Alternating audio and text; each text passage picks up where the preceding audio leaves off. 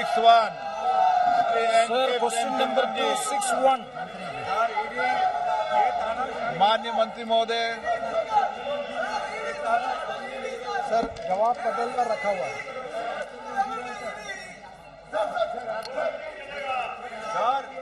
Sir ये Sir, 1 minute, the leader may be allowed to. Sir, leader may be allowed to make a submission. Sir, the leader may. Sir, 1 second. Sir, I have two important supplementary questions.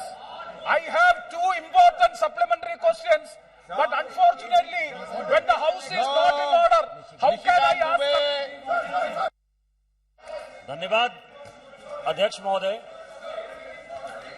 माननीय प्रधानमंत्री जी के नेतृत्व में माननीय मंत्री जी road के लिए तो अच्छा काम कर ही रहे हैं, इलेक्ट्रिक व्हीकल के लिए भी बड़ा काम कर रहे हैं।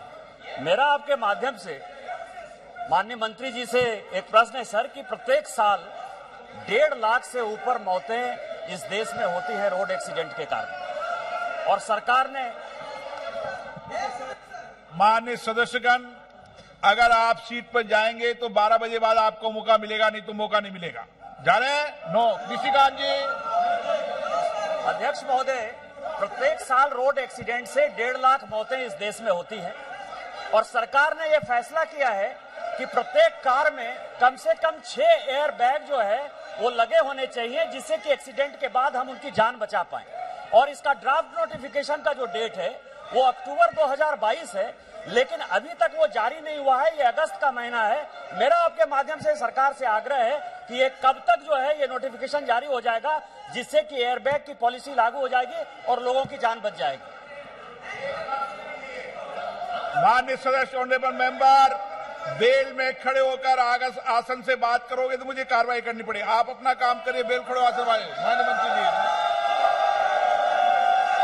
सम्माननीय सभापति महोदय, ये बात बिल्कुल आवश्यक है कि विशेष रूप से 5 लाख एक्सीडेंट होते हैं और 1.5 लाख मौतें होती है। और सम्माननीय सदस्य ने जो कहा है, अभी फिलहाल 2 एयरबैग ऑलरेडी कंपलसरी है।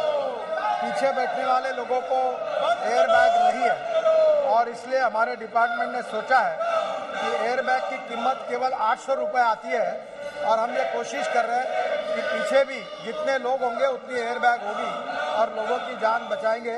इसके बारे में ये प्रस्ताव विचाराधीन है। जल्दी ही सरकार इसके ऊपर कार्रवाई करने का प्रयास करेगी। श्रीमती बंगा विश्वनाथम।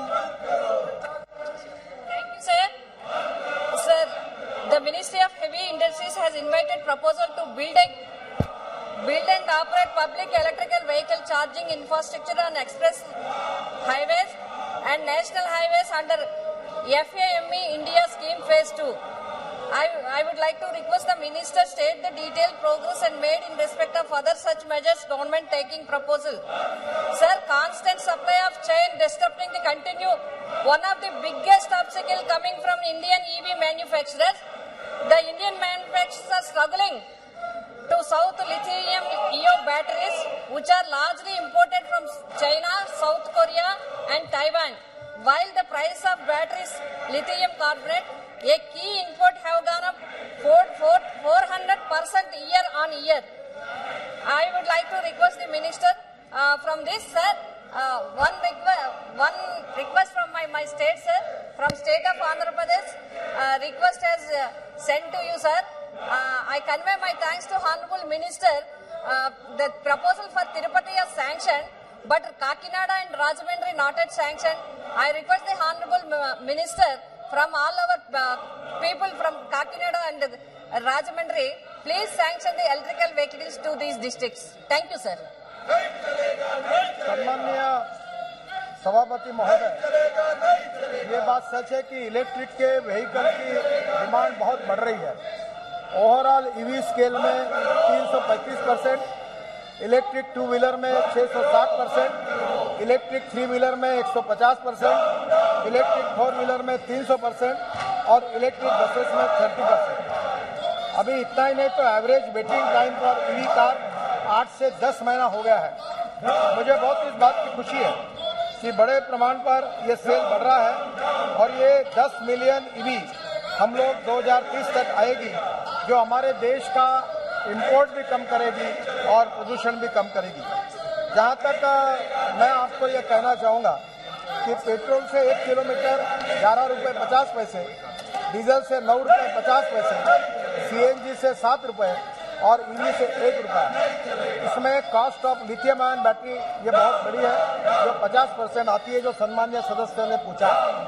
मैं बताना चाहूँगा कि 2018 में लिथियम आयन बैटरी की कीमत $180 पर किलोवाट आवर थी, 2021 में $140 पर किलोवाट आवर हुई, 2022 में $135 पर किलोवाट आवर हुई। और मैं विश्वास के साथ कहना चाहता हूं कि आज से 2 साल के अंदर ईवी के हमारी मोटर, हमारी स्कूटर और सब प्रकार की कीमतें पेट्रोल के बराबर 2 साल के अंदर होगी, क्योंकि इसकी कॉस्ट कम हो जाएगी।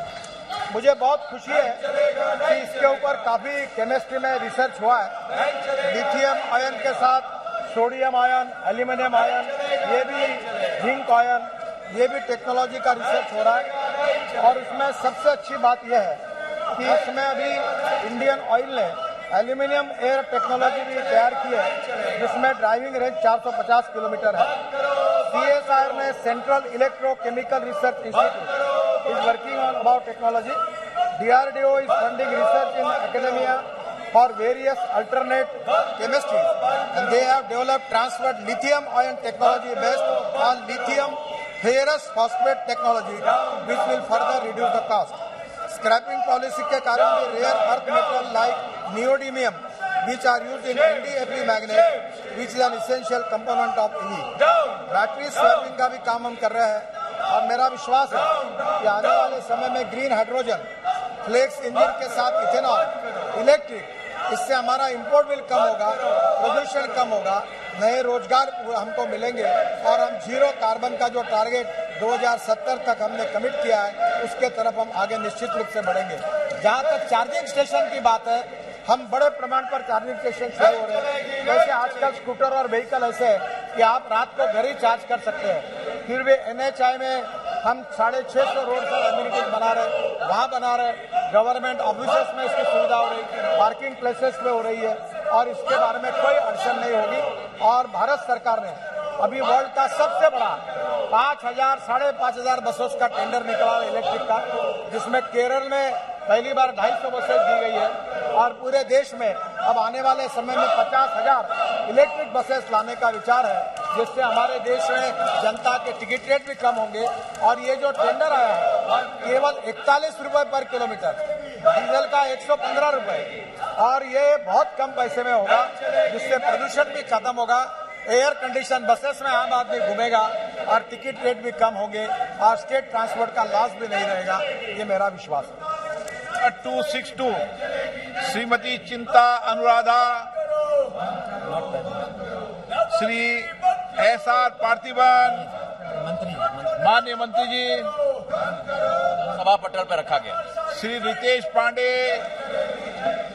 माननीय अध्यक्ष जी, मैं आपके माध्यम से पूछना चाहता हूं कि ये जो फंड्स एलोकेट हुए हैं इस CRI इन रोड्स में, ये एविएशन स्किल डेवलपमेंट जो है, इसमें मैं ये पूछना चाहता हूं कि पूर्वी उत्तर प्रदेश में भी ये जो एयरपोर्ट को फैसिलिटेट करने के लिए जो लोग कार्यरत रहते हैं, इनकी ट्रेनिंग के लिए क्या सरकार ऐसे डेवलपमेंट ट्रेनिंग सेंटर्स पूर्वी उत्तर प्रदेश में लगाने के किसी प्लान में है? क्योंकि हमारी पॉपुलेशन सबसे ज्यादा है और वहां पे इसकी कमी होने की वजह से नौजवानों को अच्छा प्रशिक्षण नहीं मिल पाता और वो इस सेक्टर में भागीदारी उनकी सुनिश्चित नहीं हो पाती है। इससे मेरा माननीय मंत्री जी से सवाल है, क्या ऐसे ट्रेनिंग सेंटर्स पूर्वी उत्तर प्रदेश में भी खोलने का प्रयास करेंगे ताकि मेरे क्षेत्र अम्बेडकर नगर, बगल में सुल्तानपुर और बस्ती, आजमगढ़ जैसे जिलों को भी फायदा मिलने का काम हो सके। बहुत बहुत धन्यवाद।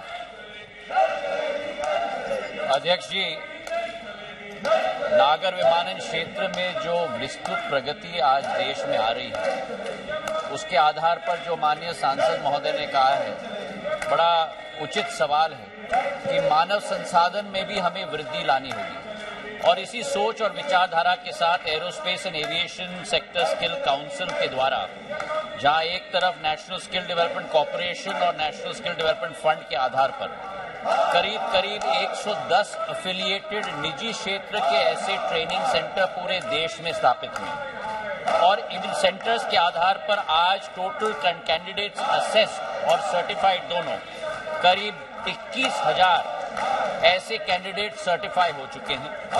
ट्रेनर सर्टिफाइड 231 हुए हैं, असेसर सर्टिफाइड 83 हुए हैं और अफिलिएटेड ट्रेनिंग सेंटर्स इसके साथ 110 हैं।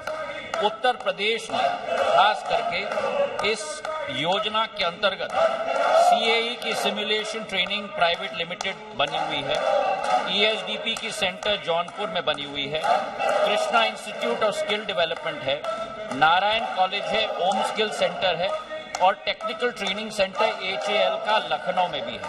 हमारी कोशिश रहेगी कि इस योजना के तहत अनेक राज्यों में अनेक संस्थाएं और सेंटर्स आगे की भी बढ़ पाए ताकि हमारे मानव संसाधन इस बहुत महत्वपूर्ण अधोसंरचना के क्षेत्र में हम देश में बढ़ा पाए।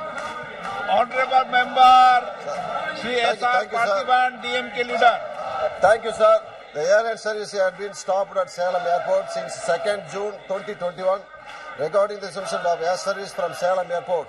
I had raised this issue many times in this August House and personally meet with the Honorable Ministers also. The Minister had replied through this letter dated 31st December 2021 in that he mentioned air service will recommence from Salem in the month of March 2021, but still date there is no what is the current status and when will the flight service will resume from Salem Airport, sir? Sir, this question of the honourable member is not related to the principal question on Aviation Skill Development Centre. His question is with regard to flight services in Salem Airport. Salem Airport has been bidded out. Under that, whenever the service has been bidded out, we will make sure that the service operates. The member is more than welcome to come and meet with me, and I will certainly discuss it with him. Question number 263 Shri Ramdas Tadas. प्रश्न क्रमांक 263 जवाब पटल पर रखा हुआ है, जवाब पटल पर रखा हुआ। धन्यवाद अध्यक्ष जी। मैं मंत्रियों का धन्यवाद मानता हूँ कि 60 साल में मेरे सांसद क्षेत्र में एक नेशनल हाईवे था, अभी 10 नेशनल हाईवे हो गया। माननीय मंत्री जी से मेरा प्रश्न यह है कि CRIF योजना के अंतर्गत राजमार्ग जिला मार्ग का विकास तथा रेल ऊपरी पुल के कार्य स्वीकृत किए जाते हैं। CRIF के विकास कार्य के प्रस्ताव राज्य सरकार के माध्यम से भेजे जाते हैं। इस प्रक्रिया में सांसदों को प्रस्ताव पर विचार किया नहीं जाता। क्या केंद्र सरकार CRIF के अंतर्गत विकास कार्य के नए प्रस्ताव चयन के लिए जाने वाले प्रक्रिया में सांसद को महत्वपूर्ण स्थान प्रदान करने का विचार करेगी? सम्माननीय सभापति महोदय, central road and infrastructure fund CRIF ये फंड इसकी बहुत डिमांड है और इसमें विशेष रूप से हमारे स्टेट गवर्नमेंट के रिकमेंडेशन के आधार पर कार्यों को मंजूरी मिलती है। मैं बहुत से सांसदों ने जो अनेक राज्यों से आते हैं उन्होंने मेरे पास से मांग की है कि इसमें हमारे रिकमेंडेशन नहीं आते हैं, तो उनके बातों पर मैंने आदरणीय वित्त मंत्री जी के अधिकार में इसके नीति निर्धारण होता है, मैंने उनको अनुरोध किया है कि इसके बारे में 50% फंड राज्य शासन के लिए और 50% उसी राज्य में सांसदों को रिकमेंड किया। ऐसा डिवीजन अगर किया तो सांसदों को भी कुछ काम मिल सकता है। वैसे ये फंड की बहुत कमी है। उस राज्य में जो पेट्रोल डीजल बेचा जाता है उसके ऊपर जो सेस लगता है उससे ये fund energy, waterway, airport, railway, urban public transport, water sanitation, communication, social and commercial infrastructure सबको मिलता है। तो इसमें कमी है और डिमांड ज़्यादा है, क्योंकि उनकी भावना को ध्यान में लेकर मैं वित्त मंत्री जी की तरफ ये प्रस्ताव रिकमेंड करके उनसे जरूर इस बात के लिए सिफारिश करूंगा। माननीय मंत्री जी को अवगत है कि CRIF के अंतर्गत वर्धा शहर में जो बजाज चौक रेल पुलवी का कार्य स्वीकृत है और अनेक सालों से लंबित है। यह निर्माण कार्य राज्य सरकार का PWD विभाग पूरा कर रहा है। रेल और PWD विभाग योग्य संयोजन नहीं रहने के कारण कार्य देरी हो रहा है। लंबित कार्य समय पूर्व करने के लिए सरकार क्या कदम उठाई? सम्मानीय स्पीकर महोदय, ये काम 1/10/2016 को वर्क ऑर्डर में मिला है। आज 6 साल हुए हैं और ये मुझे बड़े दुख के साथ कहना पड़ता है कि ये अभी तक पूरा नहीं हुआ। इसके लिए अनेक प्रकार के एक दूसरे पर आरोप प्रत्यारोप होते रहते हैं। और अभी आज ही सुबह महाराष्ट्र सरकार ने कॉन्ट्रैक्टर को पैसा नहीं दिया था। आज ही सुबह 3 करोड़ रुपए उन्होंने उसको सैंक्शन किया और ये काम पूरा होगा। पर ये 6 साल जो लगे हैं, ये देरी बहुत ज़्यादा है। इससे लोगों को तकलीफ हुई है। 30 करोड़ के काम के लिए 6 साल लगना ये अनुचित है और इसलिए इसकी इंक्वायरी कमेटी अपॉइंट की जाएगी। इस काम के लिए मैं हमारे DG जो है रोड सेक्टर के, उनकी कमेटी अपॉइंट करके इसमें जो भी रेलवे के अधिकारी दोषी होंगे या गवर्नमेंट के अधिकारी दोषी होंगे उनके ऊपर कड़ी कार्रवाई की जाएगी। और रेलवे के अधिकारी जो जिम्मेदार होंगे तो रेलवे मंत्रालय के पास भी कार्रवाई करने के लिए इंक्वायरी के बाद रिपोर्ट भेजा जाएगा और उन तमाम इंजीनियर के ऊपर कार्रवाई की जाएगी। ये विश्वास मैं सम्मान्य सदस्य को देता हूँ। गीता बहुगुणा जोशी,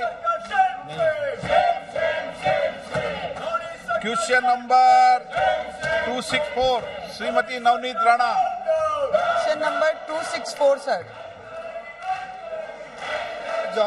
जवाब सभा पटेल पर रखा दिया। अध्यक्ष जी, मैं मंत्री जी से ये जानना चाहूंगी कि क्या सरकार महिलाओं के सुविधाओं को देखते हुए सोलर एनर्जी, न्यू एनर्जी के उपयोग को बढ़ावा देने के लिए कोई योजना, प्रोग्राम शुरू किया है क्या?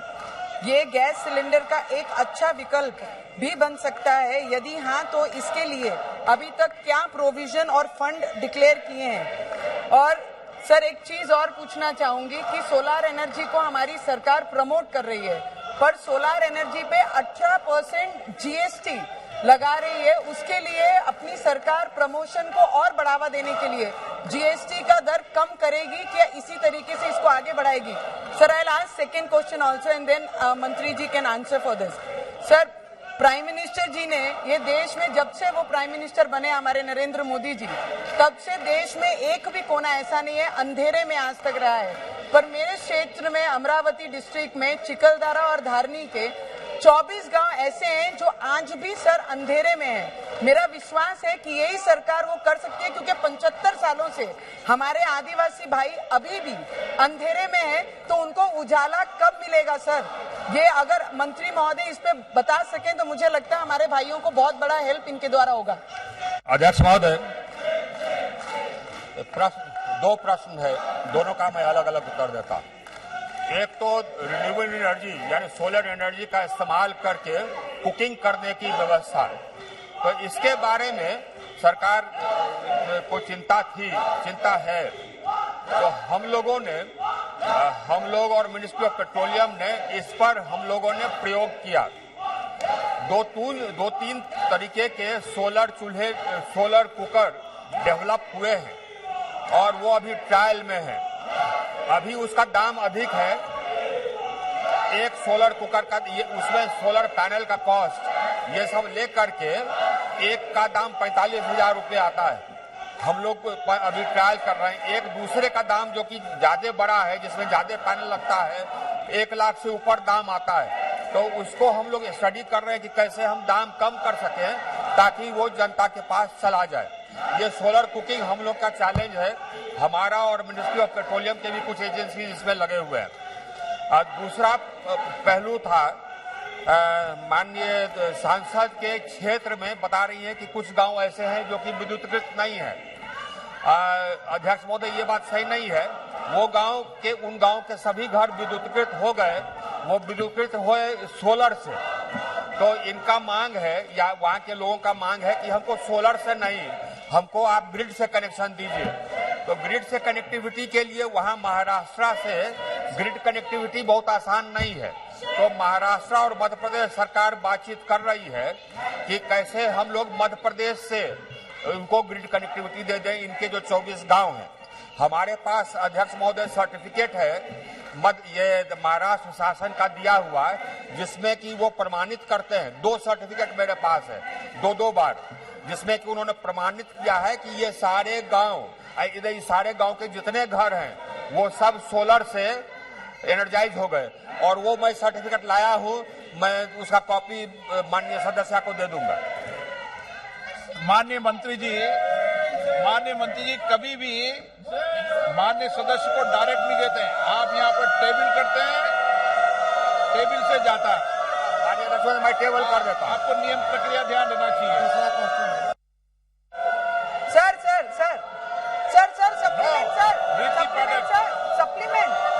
Supplement sir. मंत्री महोदय जी, मैं जब आपने हमारी मीटिंग ली थी यही डिपार्टमेंट को रिलेटेड, ये हमारे 24 गांव को संबंधित, तब आपने कहा था कि महाराष्ट्र गवर्नमेंट ने, ये सरकार ने हमें सर्टिफिकेट दिया है कि एक भी गांव लाइट के बिना वंचित नहीं है।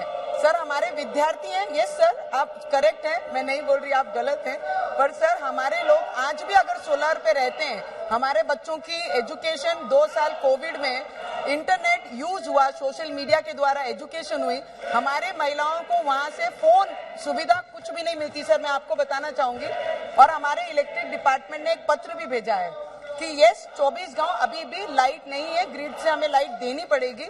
एमपी को कनेक्ट हो, केंद्र सरकार हमारी है सर, और आपसे ही अपेक्षा कर सकते हैं।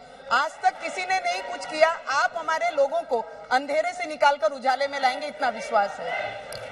अध्यक्ष महोदय, माननीय सदस्य मुझसे मिली भी थी और पुनः मैंने विभाग को निर्देश दे दिया है कि हम लोग यहाँ से केंद्र सरकार आदेश निर्गत करेगी।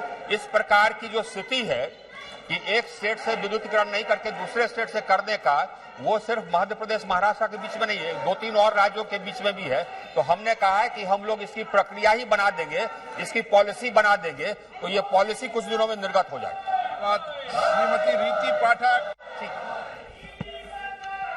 धन्यवाद अध्यक्ष महोदय।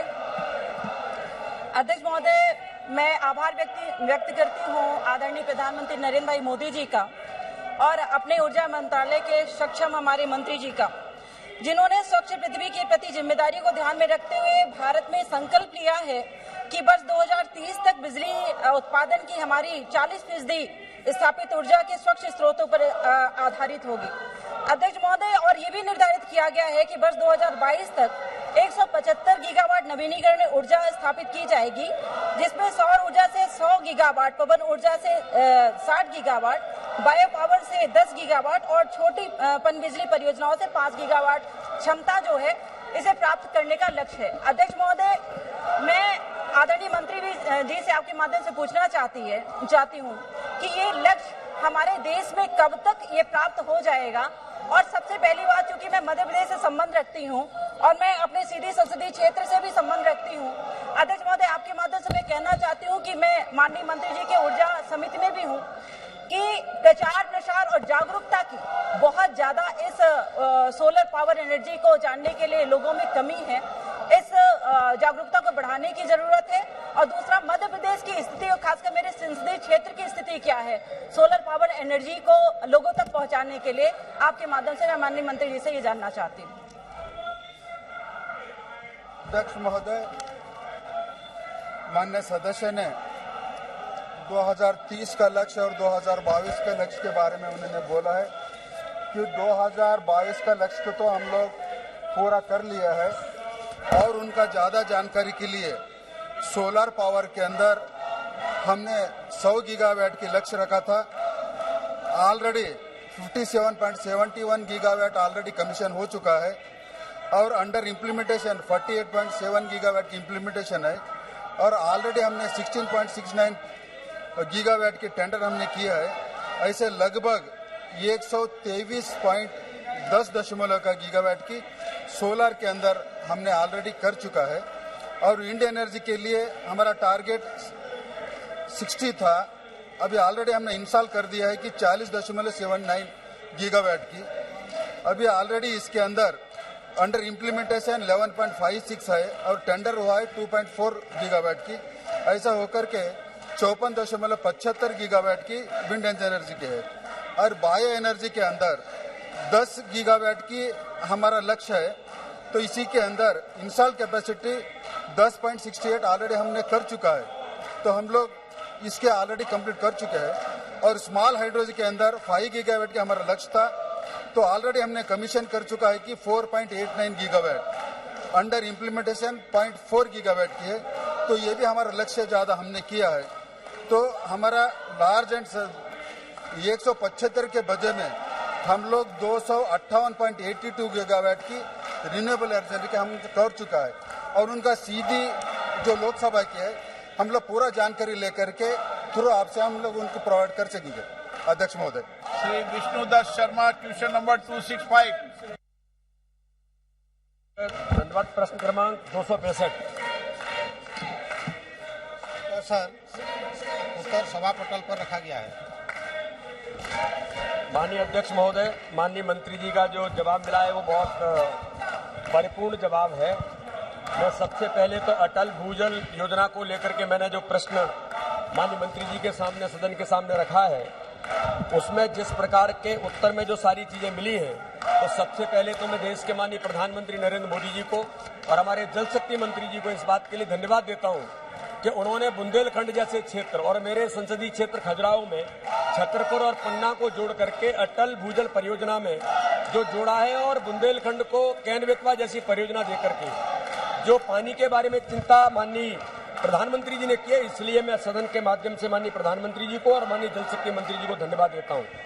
आदरणीय अध्यक्ष जी, मैं आपके माध्यम से माननीय मंत्री जी से पूछना चाहता हूं कि जिन क्षेत्रों में अटल भूजल योजना को लागू किया जा रहा है, क्या वहां भूमिगत जल के संरक्षण पर प्रतिकूल प्रभाव डालने वाली कृषि पद्धतियों को बदलने के संबंधी प्रयास भी किए जा रहे हैं? कृपया मध्य प्रदेश और विशेष रूप से पन्ना छतरपुर जिलों के संबंध में माननीय मंत्री जी से मैं इसके बारे में विवरण चाहता हूं। धन्यवाद माननीय सभापति महोदय। मैं माननीय सदस्य का धन्यवाद करना चाहता हूं कि उन्होंने माननीय प्रधानमंत्री जी के नेतृत्व में उनके मार्गदर्शन में चलाई जाने वाली इस योजना, जो देश की ऐसी पहली अनूठी योजना है जिसमें हमेशा जो हम सप्लाई साइड मैनेजमेंट की बात करते थे कि पानी कहां से उपलब्ध हो सकता है, किस स्रोत से पानी लिया जा सकता है और कैसे पानी की आपूर्ति की जा सकती है, इसके उलट हमने डिमांड साइड मैनेजमेंट के परिप्रेक्ष्य से इस योजना का निर्माण पायलट प्रोजेक्ट के रूप में किया है।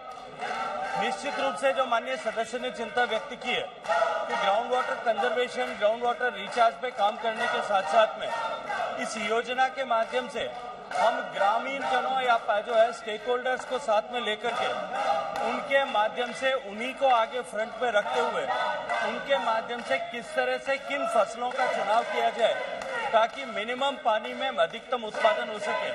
इसी के साथ साथ में इस योजना के माध्यम से हमने हर एक गांव में जहां ये योजना लागू है वहां विलेज वाटर सिक्योरिटी प्लान ऐसा बनाने की कल्पना की है कि गांव में कुल कितना पानी सतह पर भूगर्भ में उपलब्ध है और उसके परिप्रेक्ष्य में उस साल में कितना पानी को उपयोग कर सकते हैं ताकि उसी के अनुरूप वो फसलों का उत्पादन करें, फसलों की बीजारोपण करें और फसलें ले सकें। कौन व्यक्ति कितना पानी उपयोग करेगा वह प्रोराटा बेसिस में गांव अपने आप बैठ करके डिसाइड करता है और निश्चित रूप से जहां जिन क्षेत्रों में इसको अभी, हालांकि मैं ये स्वीकार करूंगा कि अभी ये प्रारंभिक स्तर पर है, लेकिन जहां इस क्षेत्र में काम हुआ है वहां निश्चित रूप से उल्लेखनीय प्रगति जो है इस योजना के माध्यम से हुई है। मैं माननीय सदस्य से आग्रह करूंगा कि आप जनप्रतिनिधि होने के नाते और यहाँ जितने भी मेरे सांसद साथी बैठे हैं उन सबके जिनके क्षेत्रों में ये संसदीय क्षेत्रों में ये योजना कार्यकारी है वहाँ आप खुद आगे बढ़ करके गाँवों को, लोगों को इसके लिए प्रोत्साहित करें, इसके लिए साथ में जोड़ेंगे तो निश्चित ही आने वाले समय में इसका बहुत बेहतर प्रभाव जो है वो देखने को मिलेगा। तो सेकंड क्वेश्चन पूछना है आपको। माननीय अध्यक्ष महोदय, मैं माननीय मंत्री जी से जानना चाहता हूं कि अटल भूजल योजना वर्ष 2020 से शुरू होने के बाद से मध्य प्रदेश और विशेष रूप से मेरे संसदीय क्षेत्र के पन्ना और छतरपुर जिलों के भूमिगत जल स्तर, ग्राउंड वाटर रिचार्ज और वाटर यूज इफिशिएंसी के मापदंडों में कोई सुधार हुआ है? इसके बारे में माननीय मंत्री जी से मैं सदन के सामने जानना चाहता हूं। माननीय सभापति महोदय, अटल भूजल योजना जैसा माननीय सदस्य ने कहा 2020 में रोल आउट हुई थी। राज्य सरकारों ने उस पर अपने दृष्टिकोण से जिस तरह की अपेक्षा थी इसको समझ करके काम करना प्रारंभ किया है। मैं ये तो नहीं कहूंगा प्रत्यक्ष रूप से कि केवल अटल भूजल योजना के चलते मध्य प्रदेश में माननीय सांसद ने जो अपने क्षेत्र की चर्चा की है या Madhya Pradesh on the whole या देश के परिप्रेक्ष्य में बात करो कि उसमें जिन क्षेत्रों में ये योजना कार्यकारी है उन क्षेत्रों में कोई जो है युगांतरकारी परिवर्तन अभी हुआ होगा, लेकिन जिस तरह से शुरुआत हुई है वो शुरुआत निश्चित रूप से एक आशा की नई किरण जो है वो दिखाती है। लेकिन मैं माननीय सदन की जानकारी के लिए और आपके माध्यम से ये कहना चाहता हूं कि माननीय प्रधानमंत्री जी ने 2019 के बाद से निरंतर जिस तरह से पानी के विषय को लेकर के अलग अलग प्लेटफॉर्म से अलग अलग अवसरों पर बातचीत की, जल शक्ति अभियान से लेकर के अटल भूजल योजना तक अलग अलग योजनाओं के माध्यम से जिस तरह से हमने पानी के सभी पक्षों का ठीक से संयोजन करने के विषय को जन के प्रति जनता को जागरूक किया, जमीन के पानी के पुनर्भरण, वर्षा जल के पुनर्भरण और इन सब विषयों को साथ में जोड़ करके जो हमने जो है वाटर यूज एफिकेसी पर काम करना प्रारंभ किया है। एक मैक्रो पिक्चर अगर पूरे देश की देखें तो पूरे देश में पिछले 3 साल से अगर मैं पिछले 10 साल का ग्राउंड वाटर अवेलेबिलिटी का एवरेज देखता हूं उसके परिप्रेक्ष्य में 3 साल पहले 19-20 में 62%, 20-21 में 65% और अभी 70% कुओं में ग्राउंड वाटर लेवल जो है वो बढ़ने लगा है। तो इसलिए ये जो ट्रेंड पिछले 3 साल से बढ़ने का शुरू हुआ है निश्चित रूप से ये आशा की एक नई किरण देश में दिखाई देता है और इस दृष्टिकोण से अगर हम इस दिशा में और अधिक गति के साथ में काम करेंगे, मुझे पूरा विश्वास है कि जो भारत के परिप्रेक्ष्य में सबसे बड़ी चुनौती है कि हमारा भूगर्भ का जल जो है वो सिमट रहा था, उसमें एक उल्लेखनीय सफलता हम प्राप्त कर सकेंगे। हम कृपाल यादव। सर, मैं आपके माध्यम से माननीय मंत्री से ये जानना चाहूंगा, वैसे विस्तार से आपने आंसर दिया है, मैं धन्यवाद देना चाहता हूं। अटल भूजल योजना अभी हाल के दिनों में बिहार में और खासतौर पर मेरे संसदीय क्षेत्र का जो पटना जिला है वहां बरसात बहुत कम हुआ है, सूखा की स्थिति उत्पन्न हो गई है, जिसके वजह से भूजल 2 बजे तक के लिए स्थगित की जाती है।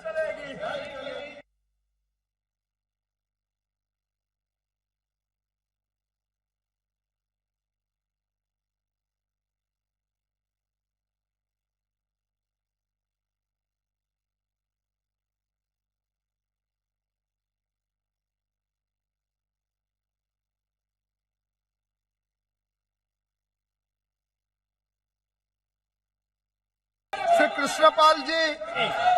आदरणीय अध्यक्ष महोदय, आपकी अनुमति से आज की संशोधित कार्य सूची में क्रम संख्या 3 पर मेरे नाम के सामने सूचीबद्ध दस्तावेजों को सदन के पटल पर रखता हूं। श्री भानु प्रताप सिंह वर्मा जी। जी सभापति महोदय, आपकी अनुमति से मैं आज की संशोधित कार्य सूची में क्रम संख्या 4 पर मेरे नाम के आगे उल्लिखित कागजात को सदन के पटल पर रखता हूं। नंबर 5 श्री रामेश्वर तेली जी।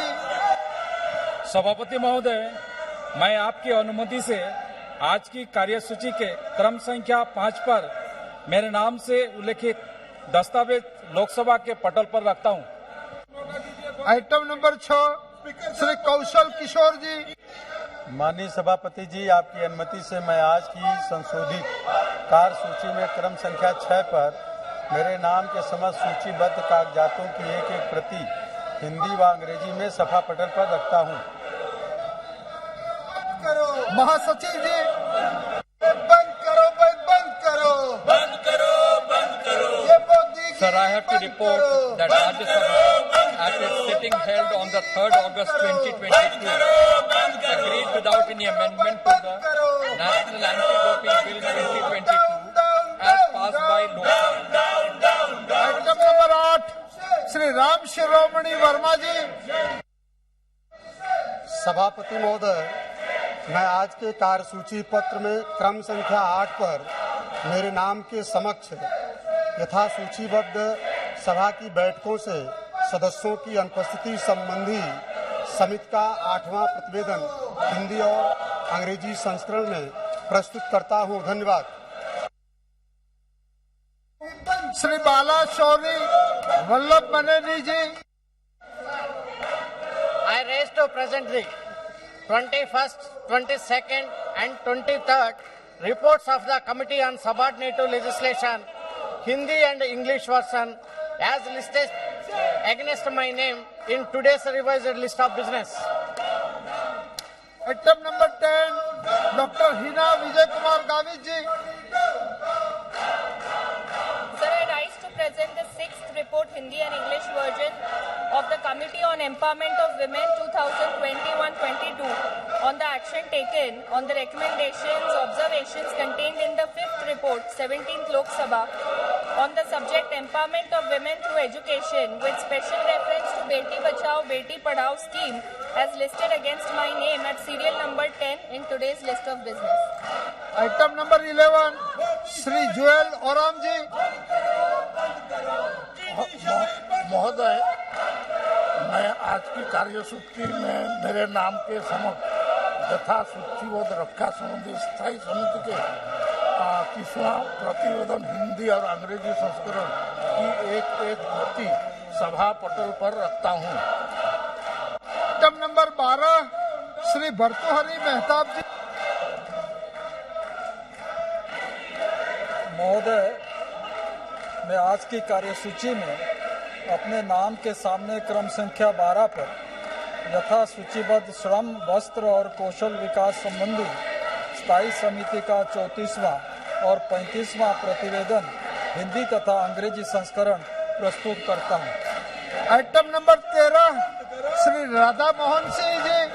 महोदय, मैं आज की कार्यसूची के क्रम संख्या 13 में मेरे नाम के सामने यथा सूचीबद्ध रेल संबंधी अस्थायी समिति के 12वें प्रतिवेदन को सभा पटल पर रखता हूं। नंबर 14, श्री जगदम्बिका पाल जी।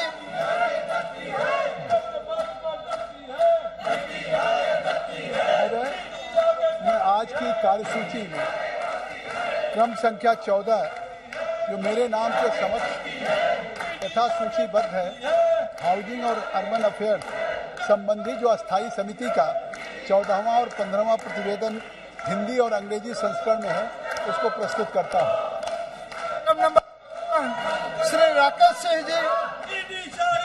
धन्यवाद महोदय। महोदय, मैं आज की कार्यसूची में मेरे नाम के सामने यथा सूचीबद्ध कोयला खान और इस्पात संबंधी स्थायी समिति के 4 की गई कार्रवाई प्रतिवेदन और इस्पात मंत्रालय से संबंधित इस्पात क्षेत्र में कौशल विकास विषयक एक मूल प्रतिवेदन हिंदी और अंग्रेजी संस्करण प्रस्तुत करता हूं। आइटम नंबर 15 है Shri Arjun Ram Meghwal ji. Thank you chairperson sir.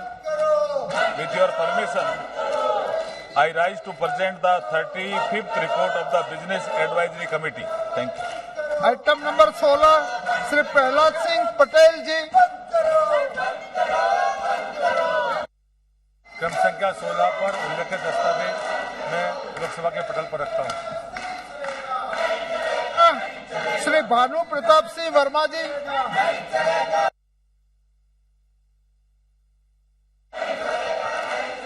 Sir, with your permission, I rise to lay papers mentioned against my name at serial number 2 of the revised list of business.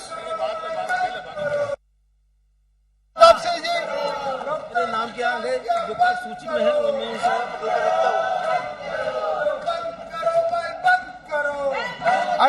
Item number 18 Shri Arjun Ram Meghwal ji.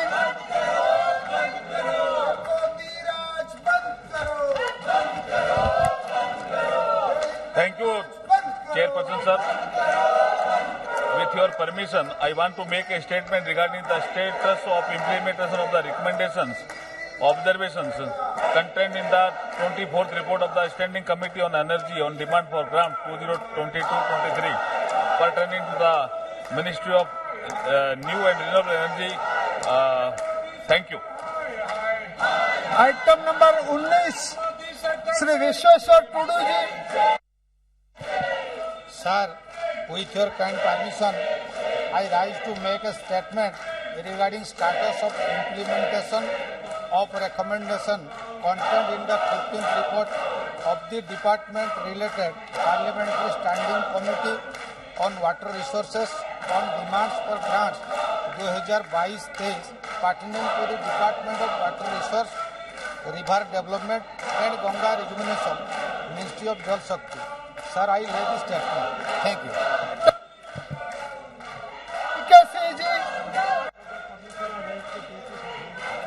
My name.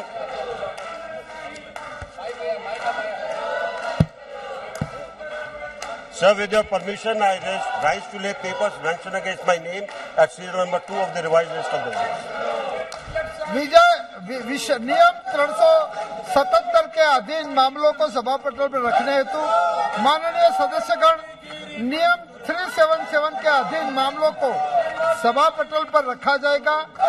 जिन सदस्यों को नियम 377 के अधीन मामलों को आज उठाने की अनुमति दे दी गई है और जो उन्हें सभा पटल पर रखने के लिए उत्सुक है वे तुरंत मामले का पाठ व्यक्तिगत रूप से सभा पटल पर भेज दे। केवल उन्हीं मामलों को सभा पटल पर रखा माना जाएगा जिनके लिए मामले का पाठ निर्धारित समय के भीतर सभा पटल पर प्राप्त हो गया है। शेष को व्यक्तिगत माना जाएगा। आइटम नंबर 21 संवैधानिक संकल्प श्री पंकज चौधरी जी। महोदय, मैं अपने वरिष्ठ सहयोगी श्रीमती निर्मला सीतारमण की ओर से निम्नलिखित संकल्प प्रस्ताव पेश करता हूं। सीमा शुल्क टैरिफ अधिनियम 1975 की धारा 8(1) के अनुसरण में यह सदन अधिसूचना संख्या 28/2022 सीमा शुल्क दिनांक 21 मई 2022 380 आ दिनांक 21 मई 2022 का एतत् द्वार अनुमोदन करता है, जिसका आशय सीमा शुल्क टैरिफ अधिनियम की दूसरी अनुसूची में संशोधन करना है ताकि इस्पात उद्योग के कतिपय कच्चे माल और मध्यवर्ती माल पर निर्यात शुल्क बढ़ाया और उदरगृहित हित किया जा सके। प्रश्न यह है कि माननीय मंत्री जी द्वारा प्रस्तुत संवैधानिक संकल्प को स्वीकृत किया जाए। जो सदस्य इसके पक्ष में है वो हाँ कहे, जो सदस्य इसके विरोध में है वो ना कहे। मेरे विचार में निर्णय हाँ वालों के पक्ष में हुआ, हाँ वालों के पक्ष में हुआ। संवैधानिक संकल्प स्वीकृत हुआ। आइटम नंबर 22 श्री पंकज चौधरी जी। मैं अपने वरिष्ठ सहयोगी श्रीमती निर्मला सीतारमण की ओर से निम्नलिखित संकल्प का प्रस्ताव पेश करता हूं। वित्त अधिनियम 2002 की धारा 147 के अनुसरण में यह सदन अधिसूचना संख्या 5/2022 केंद्रीय उत्पाद शुल्क दिनांक 30 जून 2022 493 आज दिनांक 30 जून 2022 का एतत् द्वारा अनुमोदन करता है, जिसका आशय वित्त अधिनियम 2002 की 8वीं अनुसूची में संशोधन करना है ताकि कच्चे तेल और एटीएफ पर विशेष अतिरिक्त केंद्रीय उत्पाद शुल्क निर्धारित किया जा सके। प्रश्न यह है कि माननीय मंत्री जी द्वारा प्रस्तुत संवैधानिक संकल्प को स्वीकृत किया जाए। जो सदस्य इसके पक्ष में है वो हाँ कहे, जो सदस्य विरोध में है वो ना कहे। मेरे विचार में निर्णय हाँ वालों के पक्ष में हुआ, हाँ वालों के पक्ष में हुआ। संवैधानिक संकल्प स्वीकृत हुआ।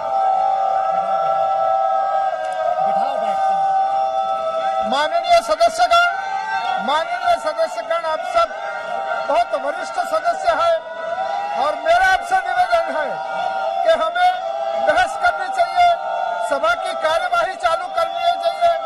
ये जो आपका व्यवहार है ये आपको शोभा नहीं देता है। मैं आपको विनम्र निवेदन करता हूं कि अपनी अपनी सीटों पर आप बैठ जाइए। सभा की कार्यवाही शुक्रवार दिनांक 5 अगस्त 2022 प्रातः 11 बजे तक के लिए स्थगित की जा रही है।